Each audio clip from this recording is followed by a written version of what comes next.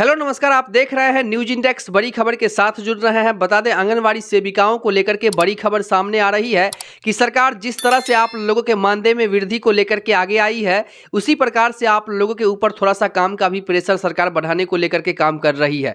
सबसे पहले आप लोगों को बता दें कि जैसा कि हम आपको प्रूफ के साथ दिखाने का काम करेंगे, आप लोग देख रहे होंगे साइड के स्क्रीन पर कि आप लोगों को लेकर के जितने भी आंगनवाड़ी सेविका हैं, पूरे देश के आंगनवाड़ी सेविकाओं के लिए बड़ी खबर है। इसीलिए आप लोग थोड़ा सा ध्यान दीजिएगा और ध्यान से समझिएगा, क्योंकि आप लोगों से जुड़ी हुई खबर है। तो बता दें कि सरकार की नई योजनाओं को अमली जामा पहनाने वाली आंगनवाड़ी कार्यकर्ता अब लोकसभा चुनाव में खुफिया विभाग का काम भी करेगी। उन्हें अपने क्षेत्र के अपराधियों की जानकारी जुटाने के साथ उनकी गतिविधियों पर नजर रखनी है और एक रिपोर्ट बनाकर अपने विभाग के अधिकारियों को देनी होगी।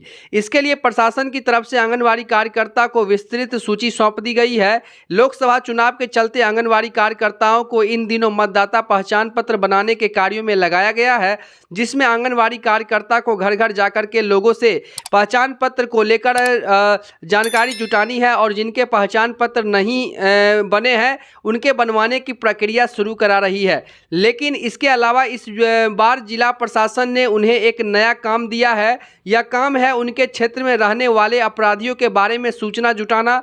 इसके लिए आंगनवाड़ी कार्यकर्ताओं को उनके विभाग की तरफ से विभिन्न अपराधियों में सम्मिलित रहे लोगों की लंबी लिस्ट सौंप दी गई है। लिस्ट के आधार पर उनके कार्य क्षेत्र में रहने वाले अपराध में शामिल लोगों की जानकारी जुटानी है। रिपोर्ट बनाकर प्रशासन के पदाधिकारियों को सौंपेगी, ताकि चुनाव को लेकर ऐसे लोगों की गतिविधियों पर नजर रखी जा सके। साथ ही आपको बता दें कि किसी भी चुनाव बूथ की स्थिति संवेदनशीलता जानने के लिए सभी से इनपुट लिया जाते हैं, ताकि बूथ की बेहतर तरीके से सुरक्षा की जा सके और शांतिपूर्ण तरीके से चुनाव संपन्न हो। इसके लिए जो है प्रक्रिया के तहत आंगनवाड़ी कार्यकर्ता से भी इनपुट लिया जा रहा है। साथ ही आपको बता दें कि जितने भी आंगनवाड़ी सेविका है उनको सरकार मानदेय देगी। तो लोकसभा चुनाव जब तक आप लोगों के होंगे, उसमें आप लोगों को अपने कार्यान्वयन से आप लोगों को अपने इलाके के अपराधियों पर पैनिक नजर रखनी होगी और उनके सभी गतिविधियों का रिपोर्ट आपके अपने प्रशासन को करनी होगी, जिससे वो उस पर नजर रख सके, ताकि आप लोगों के हितों से सरकार को ये फैसला लेना पड़े कि आप लोग जिस प्रकार से काम कर रहे हैं उससे उनकी गतिविधियों पर नजर रखी जा सके। साथ ही आपको बताना चाहेंगे जितने भी आंगनवाड़ी सेविका हैं कि सरकार आप लोगों के मानदेय बढ़ाने को लेकर के भी आगे आई है, क्योंकि काम के प्रेशर के साथ साथ आप लोगों के मानदेय भी बढ़ाए जाएंगे।